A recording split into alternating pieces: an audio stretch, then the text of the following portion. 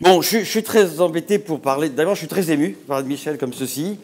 En plus, je débarque d'un avion avec un petit décalage horaire, je ne sais plus très bien où j'en suis. J'ai pas eu le temps de préparer quoi que ce soit, donc j'ai mis dans l'avion quelques images. Et si Michel était là, il m'engueulerait, il aurait raison. Parce que je me souviens, quand j'avais soutenu ma thèse, je me dis, oh, je connais le sujet, c'est pas la peine de préparer quelque chose. Il m'a engueulé, donc j'ai passé la nuit à préparer un truc, et puis je pense que ça donnait après. Mais donc, vous voyez, malgré Michel, je suis toujours pas sérieux. Alors, je voudrais quand même dire quelques mots. Comment dirais-je? Pour moi, Michel a été une chance extraordinaire, je dirais même la chance de ma vie. Et à la différence de Claude Froeschlet, qui a connu deux événements importants dans sa vie, c'est Michel Hénon et son mariage. Moi, je n'ai pas encore eu le temps de me marier, donc c'est vraiment Michel Hénon qui a été le grand événement de ma vie. Alors, pour moi, c'est quelqu'un d'extraordinaire, mais en même temps, qui donne une image difficile, parce que j'ai cru, après avoir travaillé avec Michel, que tous les chercheurs étaient comme lui. Et donc, je me suis retrouvé très naïvement dans un monde un peu différent, quand même. Alors, j'ai connu Michel comme enseignant, j'ai connu Michel comme chercheur, je l'ai connu comme directeur de thèse, et je l'ai connu comme ami. Alors, je ne vais pas vous faire un exposé technique, vous avez eu 2 journées, elles ont peut-être été longues.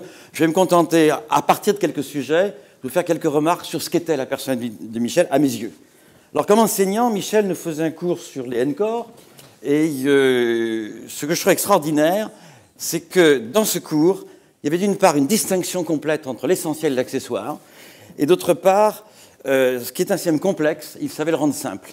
À tel point que quand on avait suivi le cours, on était sûr qu'on avait tout compris. On rentrait chez soi, c'était un peu plus difficile. Et je me souviens que suivant les cours de Michel, ça me semblait tellement simple que je disais, c'est pas la peine de travailler, j'ai tout compris. Et puis un jour, il y avait un examen à faire passer, et je me suis rendu compte la veille qu'en fait, j'avais rien compris. Donc j'ai à nouveau passé la nuit à lire son cours, que j'ai donc appris par cœur, je l'avais oublié 3 jours après, et je crois que Michel Hénon m'a raconté après qu'en fait, j'avais récité son cours d'un coup, pour faire illusion, en quelque sorte. Mais ce que je trouve extraordinaire, c'est que, contrairement à certains qui vous expliquent des choses très compliquées, pour faire croire qu'ils sont très savants, lui savait extraire la chose simple. Et je me souviens de séminaires qu'il faisait à l'époque des années 60, où des auditeurs disaient « Finalement, ce qu'il fait est très simple. » Et oui, parce qu'il avait pris les choses essentielles. Et tout le monde n'a pas cette qualité. En tant que chercheur, alors Michel, c'est extraordinaire. D'une part, c'était une clarté extraordinaire. Chaque fois qu'il parlait, on se croyait vraiment intelligent. Il était pour moi un modèle de logique. La logique était parfaite. Quelqu'un de très organisé. Ça, j'ai jamais pu le suivre aussi. Il travaillait de telle heure à telle heure, et ensuite, il faisait autre chose. Et ça, j'ai pas su faire. Mais c'était vraiment un modèle pour ça. S'il devait partir du laboratoire à 6 heures, il partait pas à minuit. Et s'il devait arriver là à 9 heures, il n'arrivait pas à 9h05. C'était extraordinaire. Alors, en plus, beaucoup de chercheurs qui ne font plus de recherche évaluent les autres chercheurs, surtout dans le système actuel. Et pour Michel, l'évaluation, c'est quelque chose de sérieux. Il estimait que si on devait donner un jugement sur un collègue, on lisait ses articles. À notre époque, il y en a qui comptent les articles. Bon, effectivement, certains sont capables de compter jusqu'à 90. C'est pas... donc la rigueur, pour moi, était essentielle. La précision du langage aussi. Quand Michel donnait un jugement sur quelqu'un, s'il disait qu'il était bien, il était bien. S'il disait qu'il était très bien, il était très bien. Nous connaissons actuellement, quand certains défendent leur poulain, une inflation de langage, et au contraire, quand ils attaquent leurs ennemis, une inflation dans l'autre sens, ce qui n'était pas du tout le cas de Michel. En tant que directeur de thèse, moi, était unique. Parce que je connais, hélas, quelques personnes qui, quand ils dirigent une thèse, pensent que les jeunes chercheurs sont des collaborateurs qui vont travailler pour eux. Pour Michel estimait que faire un travail, avoir un étudiant, ça prenait 2 fois plus de temps que faire le travail lui-même. Et ça, c'est une conception qu'hélas, tout le monde n'a pas. Mais pour moi, c'est quelque chose d'extraordinaire. Il faisait de la recherche, comme Claude Froeschlet parlait tout à l'heure des montagnes, comme on gravit la montagne. C'est-à-dire qu'il commençait doucement et il continuait d'un pas régulier. Et vous savez, quand on est jeune, moi c'est plus mon cas, mais on a tendance à s'agiter beaucoup, et puis au bout de 200 mètres de montée, on s'essouffle rapidement. Michel ne s'essoufflait pas, il était à un pas constant. Donc quand Michel démarrait le montagne, je m'impatientais, je me disais, mais alors il avance pas. C'est pareil pour la recherche. Et oui, mais au bout de 200 mètres, j'arrivais plus à suivre, pareil pour la recherche. Et en plus, Michel savait dire non. Quand Michel avait dit non, c'était non. C'était pas l'histoire de la femme du monde ou le diplomate que vous connaissez tous. Il disait non, c'est non. Et il a essayé de m'apprendre à dire non. Il m'a dit, André, quand on te pose une question, tu dis non d'abord, tu réfléchis après. Et quand tu te couches le soir, tu répètes 20 fois non. J'ai essayé, j'ai jamais su faire. Et en plus, alors Michel aussi était un ami, et sur tous les sujets, qu'ils soient politiques, qu'ils soient la vie de tous les jours, qu'ils soient sur l'amitié, etc., il avait une très grande pudeur, et en même temps une très grande profondeur dans le langage. C'est-à-dire que j'ai eu une discussion avec Michel qui était très longue, et où on abordait des sujets, mais pas de manière superficielle. Et toujours, même aspect que de sa vie, c'était beaucoup de rigueur et beaucoup d'honnêteté. L'honnêteté intellectuelle, et je pense que l'ascendance de, comment dirais-je, d'un milieu protestant, scoutisme, etc., a dû jouer un rôle important en ce domaine. Donc pour moi, Michel est un modèle. Tout le monde sait qu'un modèle, on n'arrive jamais à le mettre au point complètement, mais il nous donne en tout cas la direction. Alors je vous prenais ce que j'ai pris j'ai pas beaucoup d'images en ce qui concerne. Alors première rencontre avec Michel. Première rencontre, c'est Suzy qui est ici et Nicole Bell qui viennent me chercher. J'étais un petit dans un bureau et qui dit viens voir ce qui se passe. Et dans le couloir, il y avait Uriel Frisch, vous voyez. Donc ça, c'était un peu l'ambiance de l'époque. Et Uriel était quelqu'un de très mobile dans son mouvement. Hein. Et il y avait Michel qui, lui, était beaucoup plus calme dans son mouvement. Et il y avait donc cette scène dans le couloir où Uriel et Michel discutaient, l'un bougeant beaucoup et l'autre pas du tout. Et ils n'étaient pas d'accord sur un sujet tout simple, où en gros vous prenez deux murs, vous faites osciller deux murs, hein, ils sont de masse infinie, vous mettez une balle entre les deux, et puis la balle est de masse nulle, et vous regardez ce qui se passe. Donc on peut imaginer, principe d'échange d'énergie, que la balle va atteindre une vitesse infinie. Bon. Et un nommé Ulam, qui en 1960 faisait des références numériques, c'était le tout début de l'utilisation des ordinateurs dans ce domaine, avait, en donnant ce sujet de stage à ses étudiants, montré que la balle ne dépassait jamais une certaine vitesse. Alors Uriel avait une position, je peux vous donner des détails, Michel en avait une autre. C'est à Moscou, ça Oui, je sais que c'est... Oui, je t'ai pas trouvé ce boulevard Saint-Michel parce que j'étais aussi, mais à cause des gaz lacrymogènes, je partais en courant, je ne prenais pas de photos. Je sais bien. C'était déjà après. C'était déjà après. Mais ça représente bien le climat de l'époque. Et donc, dans cette discussion, vous savez, c'est comme dans les bateaux, quand on a faim, on mange le mousse. Donc j'étais le mousse, et Uriel et Michel me disent, tiens, on va donner au petit à faire le problème. Donc ils me disent, tu prends deux murs mobiles, et puis tu fais rebondir une balle, et tu regardes ce qui se passe. Alors Uriel me dit, si tu n'es pas capable de faire ça en 8 jours, tu es complètement nul. J'ai mis un an. Hein. Et Michel, lui, comment m'expliquer quelque chose doucement. Alors je me dis, attends, il me prend pour un débile. Et puis il m'expliquait, oui, j'ai compris, mais doucement. Et puis, ce doucement, ça devient plus compliqué après. Et en gros, il y a une méthode qui s'appelle la surface de section. Quand vous suivez une courbe, elle coupe un plan en certains points, et vous considérez que le passage d'un point à l'autre, c'est une transformation qui possède certaines propriétés. On utilise cette transformation. Alors, quand on regarde ça, je vous montre rapidement ce problème-là. Vous avez donc un mur, vous considérez, non, je ne suis pas encore tombé, vous considérez qu'il y a un mur immobile, vous considérez qu'il y a un mur mobile, vous faites rebondir une particule, et vous regardez ce qui se passe dans un certain plan avec surface de section. Donc, ce que vous faites, vous donnez au mur des mouvements avec soit une dérivée première discontinue, ou une dérivée seconde, une dérivée troisième, une dérivée quatrième, etc. Et vous regardez ce qui se passe, et il se trouve qu'il y avait un théorème de mathématiques d'Arnold et de Moser qui expliquait qu'il fallait que la fonction de transformation correspondante soit 333 fois continuellement dérivable pour qu'il existe des courbes intégrales. Et ben je sais, mais dur à comprendre, hein, mais complètement fausse, ce qui fait que personne ne l'avait remarqué. Et donc, on fait l'expérience numérique et on a trouvé que 2 fois continuellement dérivable, ça suffisait. Alors, ce qui m'amusait beaucoup à l'époque, c'est qu'on avait de jolies courbes, vous voyez, qui ressemblaient un peu à la dentelle du puits, hein, et vous voyez apparaître des courbes intégrales ici qui coupent le plan. Et en gros, quand vous êtes d'un côté d'une courbe, vous ne passez pas de l'autre. Et donc, c'est pour ça que la vitesse est limitée. Si vous représentez le temps en abscisse et vous regardez la vitesse en ordonnée, vous voyez que la vitesse ne dépasse jamais une certaine valeur. Et à nouveau, dans cette affaire, Michel avait tout à fait raison. Alors là, il m'avait dit, quand tu écris un article, n'écris jamais article 1, parce que tu n'es pas sûr de faire l'article 2. Évidemment, au premier article, j'ai mis article 1, et je n'ai pas encore eu le temps de rédiger l'article 2. Et puis, je me souviens, j'ai passé une thèse 3e cycle à ce sujet, où le jury de thèse m'avait terriblement impressionné. Il y avait Uriel Frisch, il y avait Ivry Schatzman et Michel. Et donc, j'étais terrorisé. Et je me souviens, je suis rentré dans cette salle, et j'ai sorti une première phrase en français, mais dont les mots étaient français, mais dans l'ensemble des mots ne signifiaient rien du tout. M. Schatzman a dit, qu'est-ce que ça veut dire par là? J'ai dit, je ne sais pas. J'étais terrorisé. Hein, donc, c'était ma première expérience. Alors, bon, Michel travaille sur le chaos, je passe rapidement. Michel, vous savez, a travaillé sur le problème des 3 corps pendant très longtemps. Je ne crois pas qu'on en a beaucoup parlé pendant ces 2 jours. Mais il a trouvé une famille de solutions. Il a, à mon avis, fait avancer terriblement ce problème des 3 corps. Et je me souviens qu'un jour, il me dit, tiens, je viens de publier un article qui fait 135 pages. Je dis, c'est... Et alors, je dis, mais t'as mis combien de temps pour faire ça? Il me dit, j'ai mis 35 ans. Donc, vous voyez qu'à cette époque où on compte les articles, où certaines personnes, quand ils ont trouvé un micro-poil de résultats, en font une dizaine de papiers co-signés avec 15 collègues, Michel faisait un travail vraiment de profondeur. Alors, vient le moment de la thèse d'État. Alors, à ce moment-là, moi, je savais, c'est à l'époque, on était assez insouciants. Ivry Schatzman m'avait donné un poste sans que j'en le demande, donc on n'était pas soucieux. Mais on dit, il faut passer une thèse. Alors, je me souviens, Jean-Claude était là, tu étais dans le jury. Mais avant de cette thèse, Michel, j'étais à Nice, on discute au restaurant, et Michel me dit, tu devrais passer une thèse. Ah bon? Je dis, je fais quoi? Mais il dit, on devrait trouver un sujet. Alors, il me dit, mais je n'ai pas de sujet. Alors, je le comprends. Je comprends qu'en fait, il me trouve tellement nul qu'il n'a pas envie de travailler avec moi. Donc, je suis quand même un petit peu vexé. Et puis, on rentre à l'Observatoire de Nice, et Michel s'assoit dans son bureau, et il me dit, tu m'as posé la question d'un sujet de thèse. Je dis, oui. Et là, il ouvre une armoire, et dans cette armoire, il prend un dossier sur lequel il est marqué « idée ».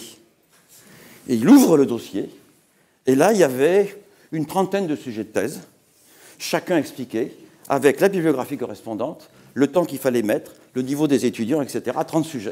Vous voyez, Michel, c'est pas au restaurant tranquillement. Tiens, si on faisait ça, c'était calme, tranquille, rigoureux, logique, organisé. Et j'avoue que j'étais stupéfait. L'idée de départ, c'était, on considère N-corps, mais qui ne sont pas des points matériels, mais qui sont des boules qui vont se cogner. Donc on va construire le moment cinétique et on va perdre de l'énergie avec tout ça. C'est ça l'idée de départ. Alors, dans ça aussi, je considère que j'ai eu de la chance de travailler avec Michel à distance. Parce que Michel avait une telle personnalité, il était à la fois merveilleux, mais une telle personnalité que je vois très bien. Si j'avais été assis à côté de lui, je dis donc, qu'est-ce qu'on fait? Dis donc, comment on trouve la solution? Il est tellement gentil qu'il me l'aurait donné. Et donc, on n'aurait pas progressé en quelque sorte. Donc, je crois que c'était important d'y aller de temps en temps.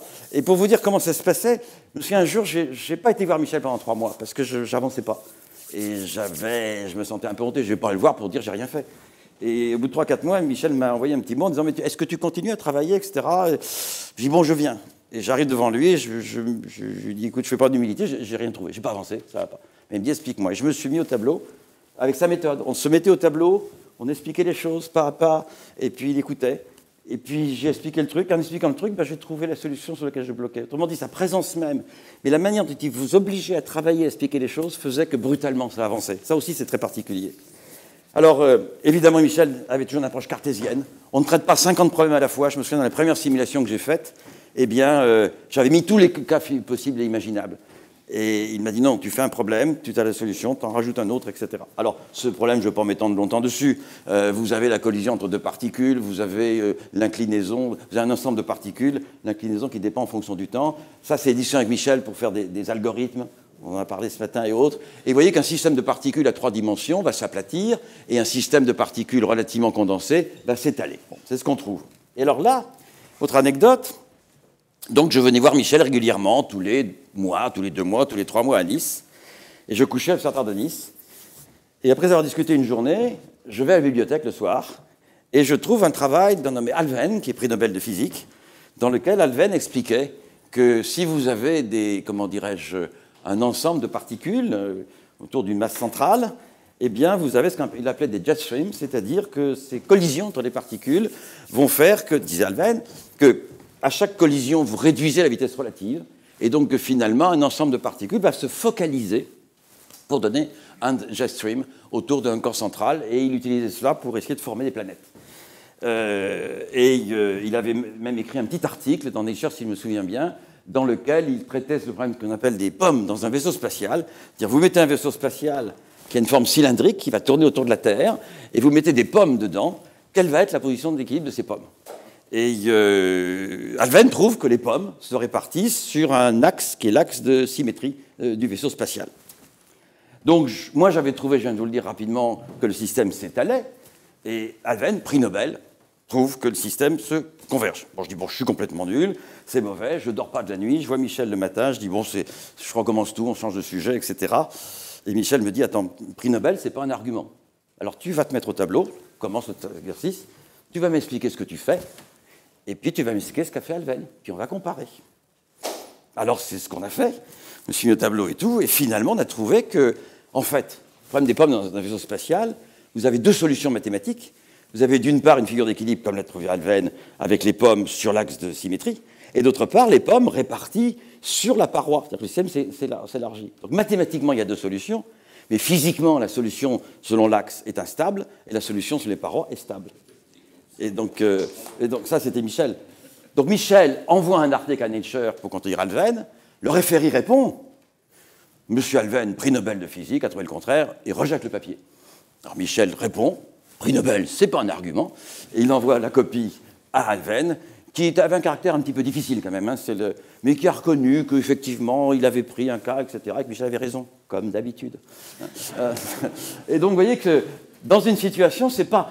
Bon, on sait pas, on est ému, c'est épouvantable, on se calme, on regarde, on fait les choses après. Ça, c'était Michel. Pour moi, c'était quelque chose d'assez extraordinaire. Alors, à la suite de ça, Michel s'est intéressé aux familles d'astéroïdes. Vous savez qu'il y a des familles d'astéroïdes et autres, et beaucoup d'articles avaient été publiés sur le sujet.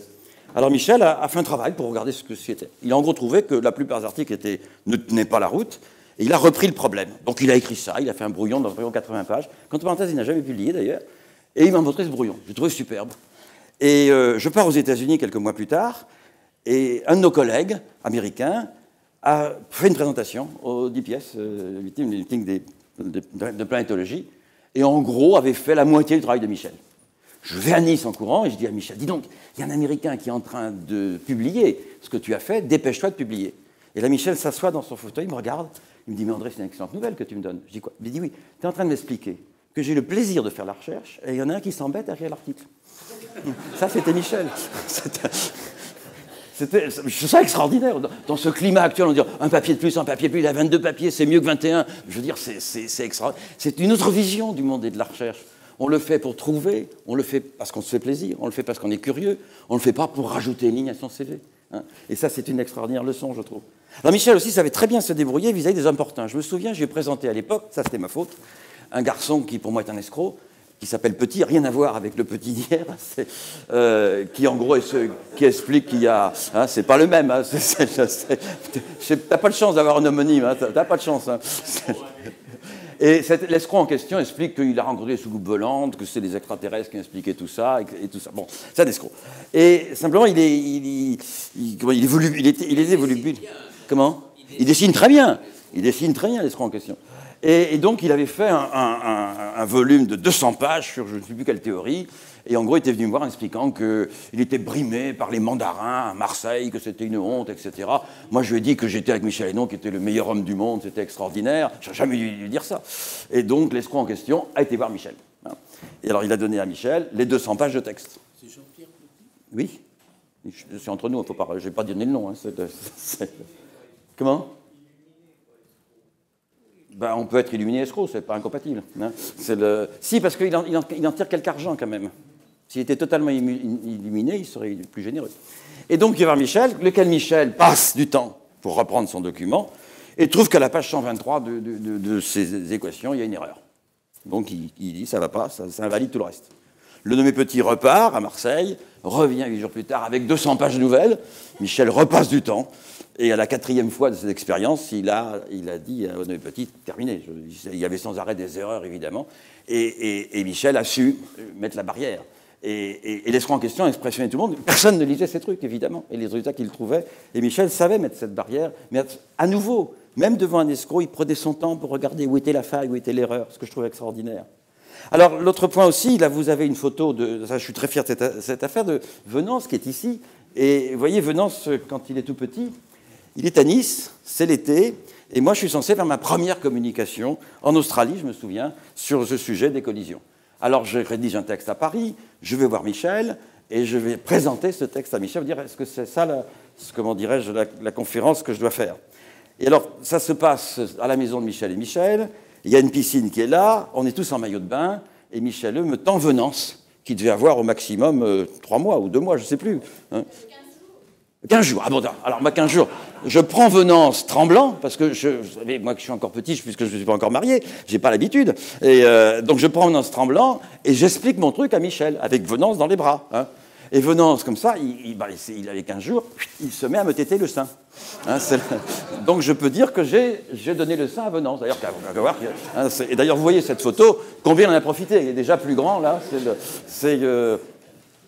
Et d'ailleurs, je me souviens toujours de cette première communication où j'ai fait ce trajet Paris-Canberra en Australie. Donc c'est un peu long en avion. Tout ce qu'à l'époque, la France lançait des bombes atomiques et donc les Australiens nous boycottaient un peu. Donc c'est très long. Et j'arrive sur place et dans l'avion, j'étais, vous savez, comme les fondamentaux musulmans. Je répétais mon texte en secouant la tête, vous voyez. Je répétais par cœur mon texte que j'avais appris.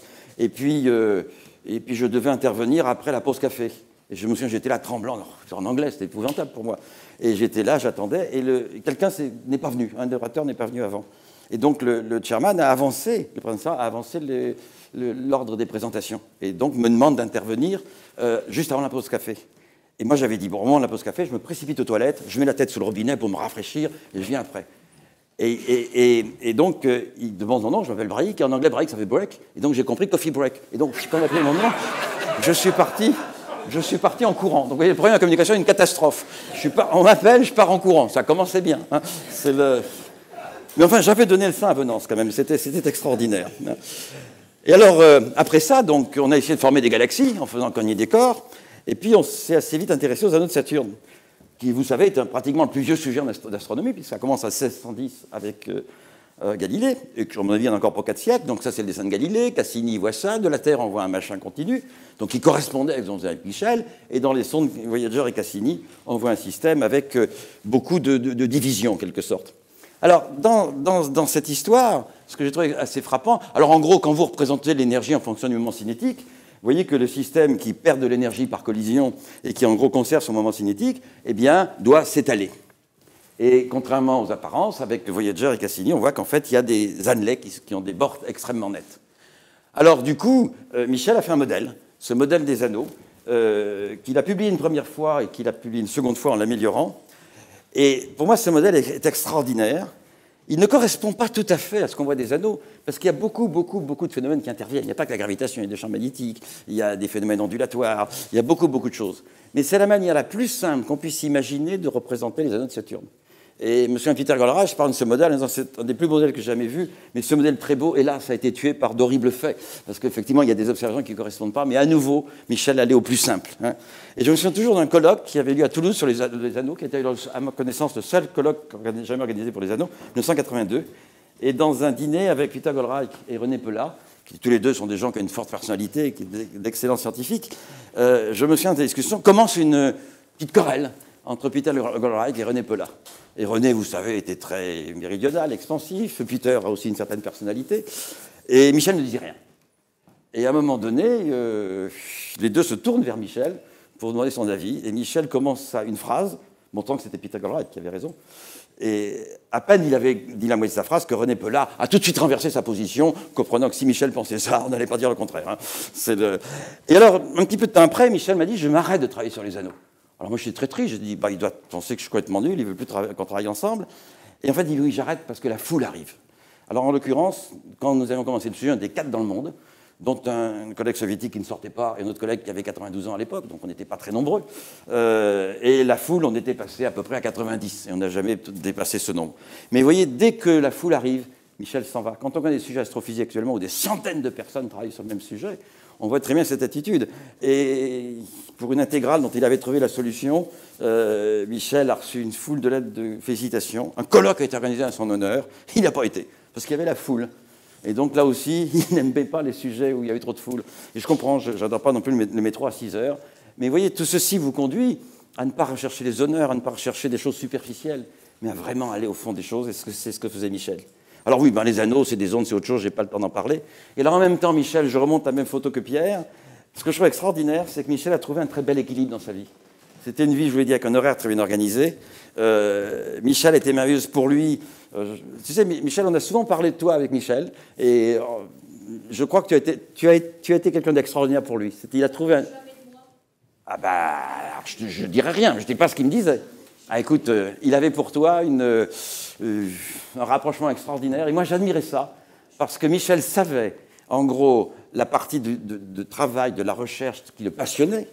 Et en même temps, il savait combien dans sa famille c'était quelque chose d'important, un équilibre trouvé. Il m'a parlé de ce problème d'équilibre, etc. Et il l'a vraiment trouvé. Donc bravo, Michel. Pour moi, c'est quelque chose d'extraordinaire. Tu as été quelqu'un d'important dans ce domaine. Et il a trouvé un équilibre. Donc moi, sachant que Bertrand Russell s'est marié à 93 ans, je ne désespère pas un jour de trouver de l'équilibre. Alors, je remonte la photo de Pierre ici aussi, à savoir que pour moi, c'est un symbole. C'est Michel qui construit et c'est les autres qui apprennent. Et c'est typiquement cela. Et donc, je terminerai par quelques mots. J'ai un certain nombre de mots. Pour moi, la relation avec Michel, c'est le plaisir. Parce qu'on ne fait pas les choses si ça ne s'intéresse pas. C'est la curiosité. Si on n'est pas curieux, on ne reste pas dans la vie. C'est la rigueur. On ne dit pas n'importe quoi. C'est l'équilibre, je viens de vous en parler. C'est un refus de ce qui est superficiel. Je me souviens toujours quand Michel, on lui a donné la Légion d'honneur, et son papa était ravi, et que Lionel Jospin a fait un discours. Michel, après, trouvait que le discours était très superficiel. Bah, le pauvre Lionel, il faisait ce qu'il pouvait, mais Et donc Michel, alors que d'autres sont rouges de plaisir, Michel se moquait de ce genre de choses. C'est l'indifférence aux honneurs, ce qui me paraît important. C'est la distinction de l'essentiel de l'accessoire. Beaucoup de gens, vous ne comprenez pas ce qu'ils racontent, parce qu'ils se noient dans les détails, ils se noient dans... je ne sais pas s'ils veulent impressionner les autres. Michel savait distinguer l'autre. C'est en même temps une très grande pudeur, et qui va avec une grande profondeur de discussion quand on va au-delà. C'est évidemment une ouverture au monde. Michel, qui avait un aspect extérieur un petit peu, qui pouvait paraître à certains un peu froid, en fait, était une chaleur humaine extraordinaire. Une fois qu'on était proches, c'était... Et maintenant, j'ai un grand regret, c'est que je me disais il y a quelques années, mais là aussi, le temps passe trop vite, je ne sais pas le gérer, c'est que j'ai jamais écrit l'article 2, j'avais envie qu'on en reparle. Il nous restait tellement de choses à faire, je crois qu'on les ferait plus. Et quelque chose qui me frappe, c'est que l'un des derniers échanges que j'ai avec Michel, la dernière fois que je l'ai vu à Nice, il était malade, et il m'explique que son médecin lui avait dit « Mais ce que vous avez, vous inquiétez pas, c'est d'une évolution très lente, et probablement vous partirez d'autre chose. » Et le médecin lui a dit « Mais il faut bien mourir de quelque chose. » Et Michel, dans sa logique absolue, a répondu « Je ne vois pas pourquoi. » Eh bien, je crois qu'il avait raison, parce que pour moi, Michel est immortel. Il reste immortel par ce qu'il a écrit, par l'exemple qu'il a donné. Et je crois que si... Une manière de remercier Michel, enfin, ce que modestement j'essaie de faire, c'est que grâce à lui, votre chef vous l'a dit, tous ces étudiants peuvent le dire aussi, il nous a passé un virus, il nous a passé une envie, il nous a passé un plaisir. Si on peut essayer de passer ce plaisir à d'autres, on a passé la chaîne en espérant que les autres feront à nouveau la même chose. En tout cas, merci Michel. Et Michel, je te passe la parole. Hein, j'arrête là. Hein, c'est bon.